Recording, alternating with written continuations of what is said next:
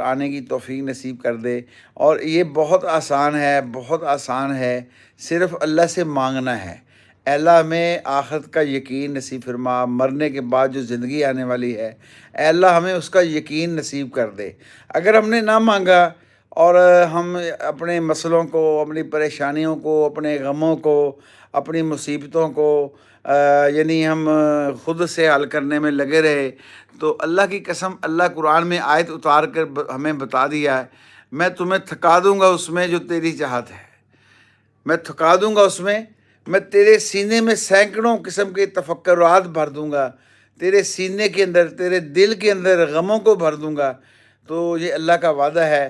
اور یہ غم اور یہ تکلیفیں، یہ پریشانیاں اللہ نے دنیا میں رکھی کیوں ہیں، اس کی حکمت کیا ہے، یہ اگر مجھے اور آپ کو سمجھ میں آ جائیں تو اللہ چاہتا ہے میرے بندے مجھ سے دل لگائیں، دنیا کی کسی چیز سے دل نہ لگائیں۔